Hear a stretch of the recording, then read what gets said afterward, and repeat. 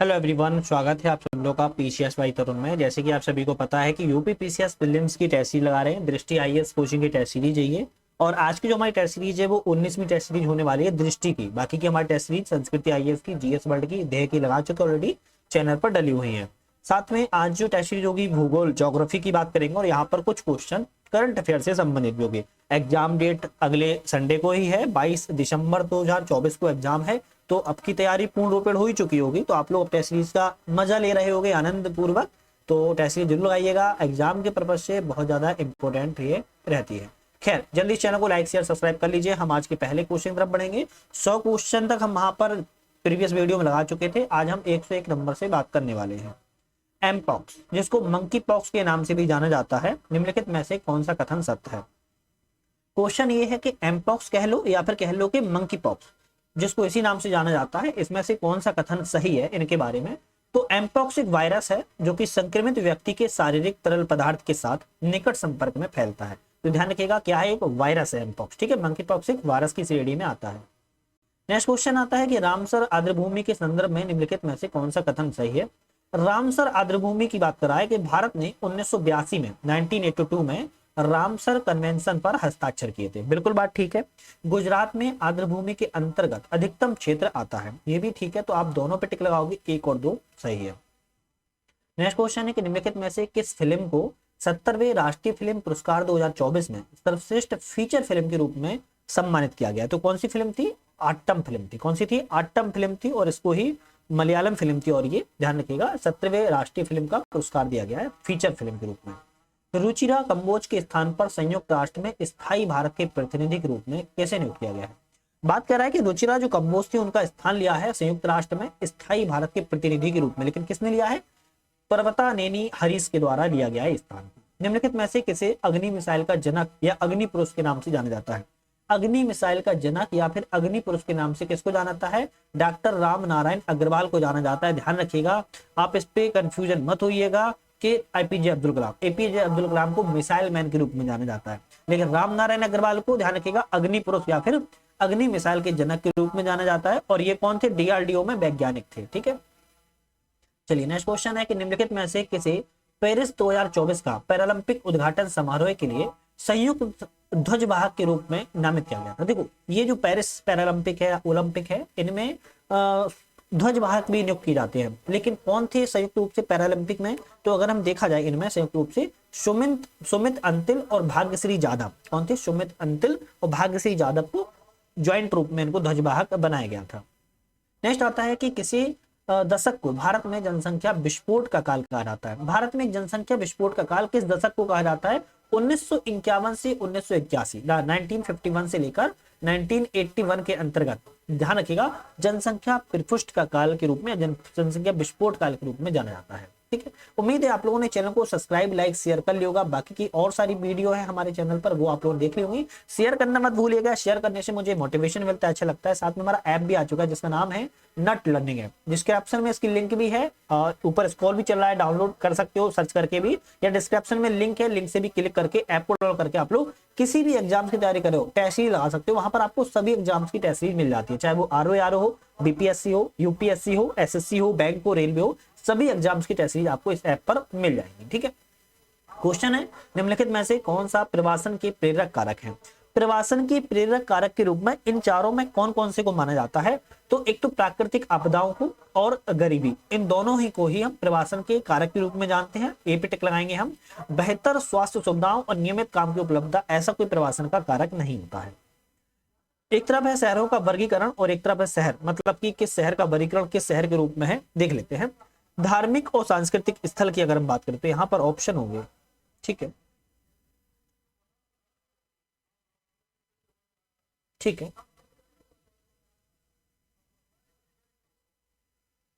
धार्मिक और सांस्कृतिक शहर के रूप में अगर बात की जाए तो किसको माना जाता है?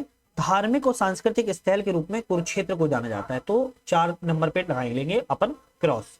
शैक्षिक शहर की बात की जाए किसको माना जाता है? पिलनी को माना जाता है। किसको? पिलनी को माना जाता है।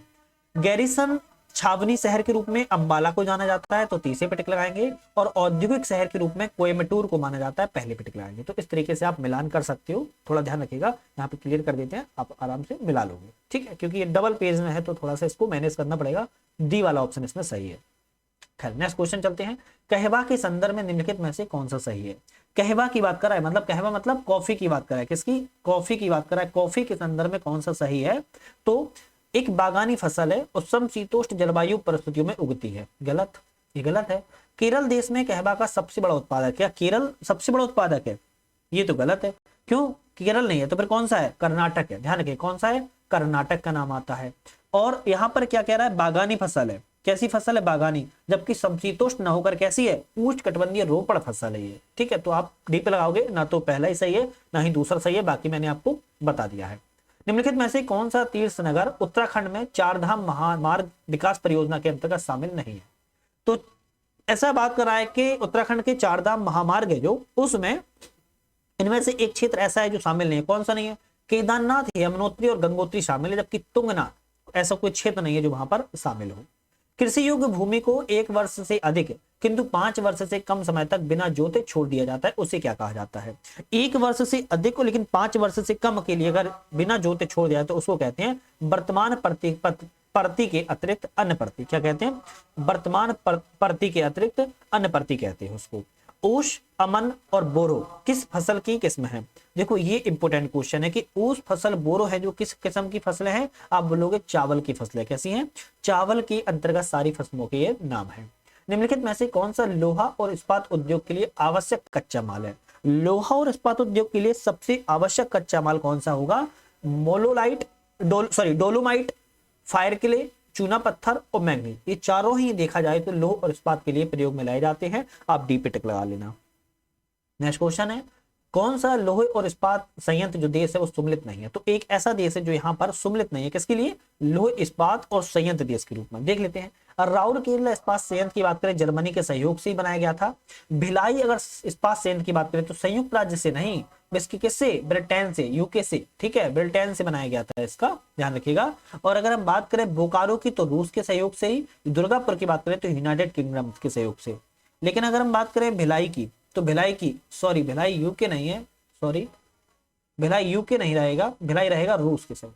कौन सा? रूस के सहयोग से, सॉरी। जो भिलाई इस्पात संयंत्र वो रूस के सहयोग से बनाया गया था। राउरकेला जर्मनी के, बोकारो रूस के, और आपका दुर्गापुर इस्पात यूनाइटेड किंगडम ब्रिटेन के सहयोग से इसकी स्थापना की गई थी। तो इस तरीके से आप ध्यान करिएगा, ठीक है। कपास के संदर्भ में कौन सा कथन सही है? कपास के संदर्भ में कौन सा कथन? पहला जो आधुनिक सूती वस्त्र कारखाना है 1854 में मुंबई में स्थापित किया गया था। बिल्कुल बात ठीक है। विश्व स्तर पर भारत कपास का सबसे बड़ा उत्पादक है। बिल्कुल बात ठीक है। तो आप बी पे टिक लगा लेना, दोनों ही ऑप्शन आपके यहाँ पर सही है।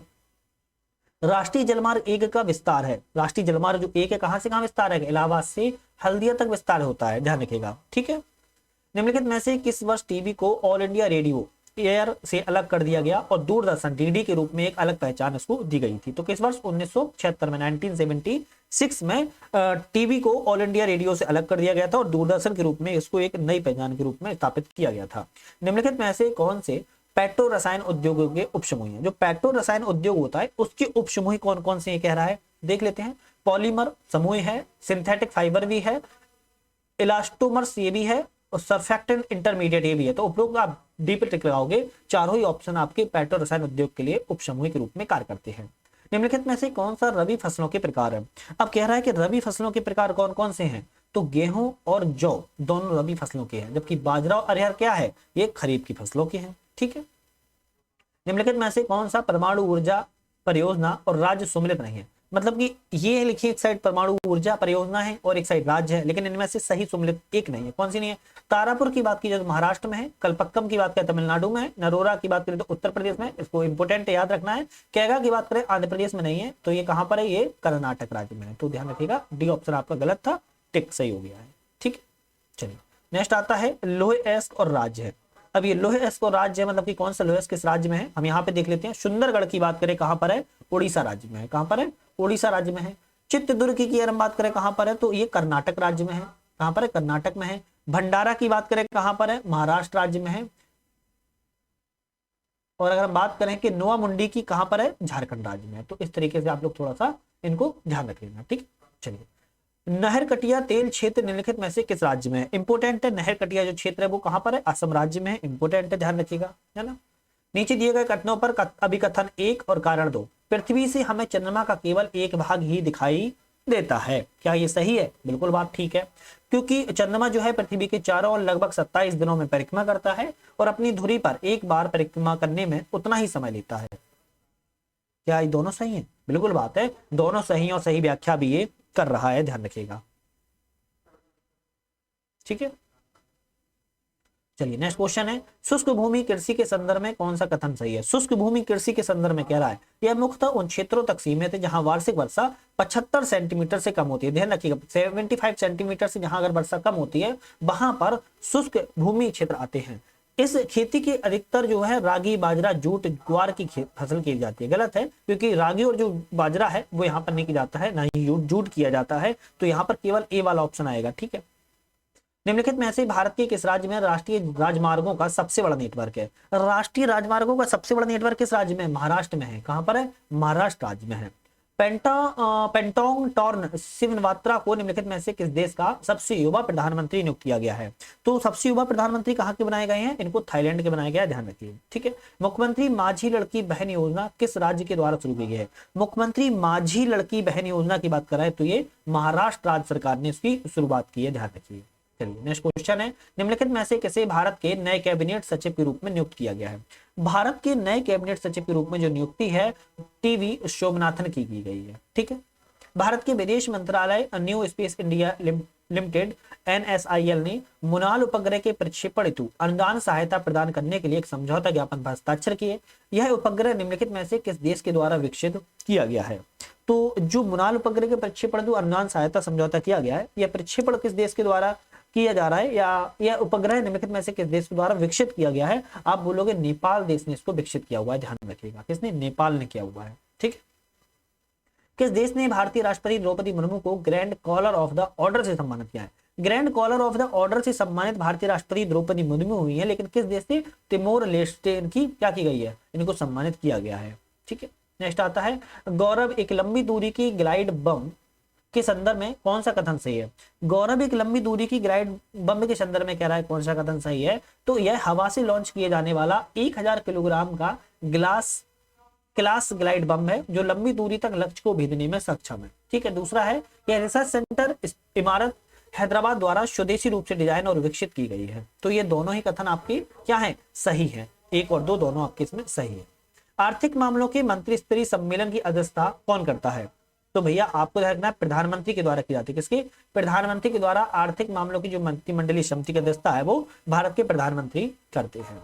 चलिए नेक्स्ट क्वेश्चन है, उत्तर प्रदेश से संबंधित क्वेश्चन, इंपोर्टेंट भी है। उत्तर प्रदेश के निम्नलिखित में से किस जिले ने सौर ऊर्जा संयंत्र के माध्यम से 40 मेगावाट विद्युत उत्पादन क्षमता प्राप्त कर मॉडल सोलर शहर के प्रतिष्ठित पदनाम को प्राप्त किया है? किस नाम को प्राप्त किया है? मॉडल सोलर शहर के रूप में प्राप्त किया है अयोध्या शहर ने। किसने? अयोध्या शहर ने प्राप्त किया हुआ है, ठीक है। ग्रामीण आय को बढ़ावा देने के उद्देश्य से उत्तर प्रदेश सरकार के संगठन के साथ 4000 करोड़ रुपए की परियोजना शुरू करने के लिए सहयोग किया है। ग्रामीण आय को बढ़ावा देने के लिए उत्तर प्रदेश ने शुरुआत की है और यहाँ पर 4000 करोड़ रुपए की परियोजना है। किसके साथ सहयोग किया जा रहा है? ये सहयोग विश्व बैंक, वर्ल्ड बैंक के द्वारा किया जा रहा है, ध्यान रखिएगा, इसके वर्ल्ड बैंक के द्वारा। किस तारीख को विभाजन विभीषिका स्मृति दिवस मनाया गया? देखो ये इंपॉर्टेंट क्वेश्चन है कि विभाजन जब भारत का हुआ था, भारत और पाकिस्तान के रूप में, दो देशों के रूप में, तो किस वर्ष हुआ था? 14 अगस्त को हुआ था। तो इसी तारीख को 14 अगस्त को ही विभाजन विभीषिका स्मृति दिवस के रूप में भारत में अब मनाया जा रहा है।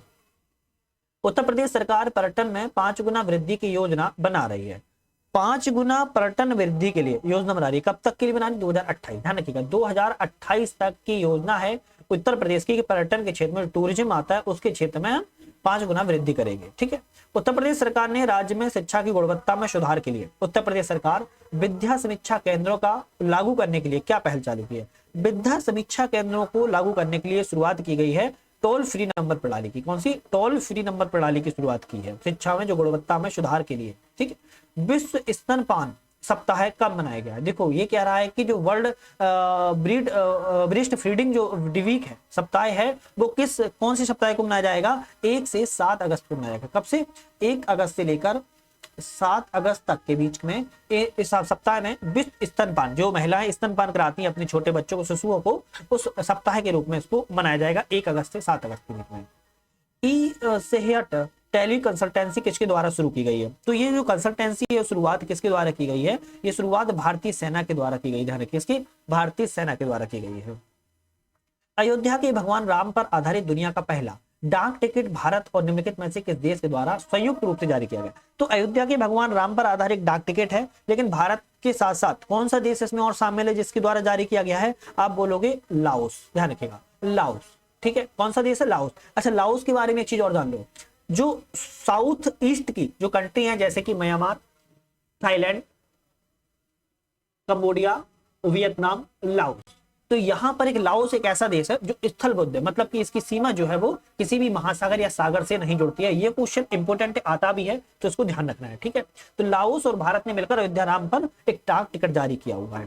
कर्नाटक सरकार ने निम्नलिखित में से किस जिले का नाम बदलकर बेंगलुरु दक्षिण कर दिया है? तो देखो, कर्नाटक सरकार ने एक जिले का नाम बदला है और जो जिले का नाम क्या रखा है? बेंगलुरु का दक्षिण, क्या बेंगलुरु दक्षिण कर दिया है। अब कौन से जिले का किया हुआ है? वो जिला है रामानगर। किसका है? रामानगर का नाम बेंगलुरु दक्षिण कर दिया है। निम्नलिखित में से कौन महानिदेशक चिकित्सा सेवा सेना के नियुक्त होने वाली पहली महिला बन गई है? चिकित्सा के क्षेत्र में पहली महिला नियुक्त हुई है और महानिदेशक के रूप में, तो कौन है? लेफ्टिनेंट जनरल साधना सक्सेना नायर। ध्यान रखिएगा, लेफ्टिनेंट जनरल साधना सक्सेना नायर की नियुक्ति की गई है। मूल्य निगरानी प्रणाली 4.0 निम्नलिखित में से किस मंत्रालय के द्वारा शुरू की गई है? तो मूल्य निगरानी प्रणाली 4.0 की शुरुआत की है उपभोक्ता मामले, खाद्य और सार्वजनिक वितरण मंत्रालय के द्वारा शुरुआत की गई है। सीधी सी बात समझो, कंज्यूमर अफेयर के द्वारा इसको शुरुआत किया गया है। कौन सा? कंज्यूमर अफेयर के द्वारा। ठीक है, भारत के निम्नलिखित में से किस राज्य ने हाथी ऐप लॉन्च किया हुआ है? हाथी ऐप, एलिफेंट, जो एलिफेंट नहीं है लेकिन उसका नाम क्या है? हाथी ऐप ही है। ध्यान रखना है, हाथी ऐप की लॉन्च की शुरुआत की गई है, लेकिन किस राज्य से शुरुआत की गई है? असम राज्य ने शुरुआत की है। किसने? असम राज्य ने शुरुआत की हुई है। ठीक है, आयुष मानकीकरण विभाग की स्थापना किसके द्वारा की गई थी? तो आयुष मानकीकरण विभाग की स्थापना की बात कर रहा है भारतीय मानक ब्यूरो। किसकी? भारतीय मानक ब्यूरो के द्वारा की गई थी, BIS के द्वारा की गई थी। नेक्स्ट आता है कि किस IIT ने DRDO के लिए ट्राइबो इलेक्ट्रिक नैनो जनरेटर आधारित जूता के सोल एनर्जी हार्वेस्टिंग इकाई विकसित किया? तो किसने विकसित किया हुआ है? ये जो विकसित है वो IIT इंदौर के द्वारा विकसित किया गया है। विश्व अंगदान दिवस कब मनाया जाता है? देखो, कह रहा है कि वर्ल्ड ऑर्गन डोनेशन डे कब मनाया जाता है? 13 अगस्त को मनाया जाता है। कब मनाया जाता है? 13 अगस्त को। अभी मैंने आपको बताया था कि विश्व स्तनपान दिवस के रूप में किस सप्ताह के रूप में मनाया गया? कौन सा? विश्व स्तनपान सप्ताह के रूप में कौन सा सप्ताह बनाया गया था? 1 अगस्त से लेकर 7 अगस्त तक मनाया जाता है। और 13 अगस्त को क्या मनाया जाता है? विश्व अंगदान दिवस के रूप में मनाया जाता है। ध्यान रखिएगा। ठीक है, निम्नलिखित में से कौन सा पहला राज्य बन गया है जिसने SBI जनरल इंश्योरेंस के साथ आपदा जोखिम प्रबंधन पर एक समझौता ज्ञापन पर हस्ताक्षर किया है? तो ऐसा कौन सा राज्य जिसने SBI जो इंश्योरेंस जनरल है उसके साथ में जो रजिस्टर मैनेजमेंट है उस प्रबंधन के लिए समझौता किया हुआ है? और वो पहला राज्य है, वो कौन सा राज्य है? वो है नागालैंड राज्य। कौन सा है? नागालैंड राज्य। ध्यान रखिएगा। बिमस्टेक व्यापार शिखर सम्मेलन का पहला संस्करण कहां पर आयोजित किया गया था? तो आप बोलोगे भारत में आयोजित किया गया था। बिमस्टेक का जो व्यापार शिखर सम्मेलन है वो भारत, इंडिया में आयोजित किया गया था। तो यहाँ पर हमने 150 क्वेश्चन लगा लिए हैं, मतलब आज की बात करें तो हम 50 क्वेश्चन लगा चुके हैं। नेक्स्ट वीडियो में पुनः मुलाकात आप लोगों से फिर से करेंगे एक नई करंट अफेयर्स और नई टेस्ट सीरीज के साथ। तो उम्मीद है आप लोगों को सेशन पसंद आ रहा होगा और आप लोगों ने चैनल को लाइक शेयर सब्सक्राइब करके ऐप को डाउनलोड कर लिया होगा, क्योंकि ऐप पर आप लोग टेस्ट सीरीज वगैरह लगा सकते हो, तो इंपॉर्टेंट है आप एग्जाम के लिए। तो शुरुआत करेंगे फिर से एक नई वीडियो में। आज यहीं पर अलविदा।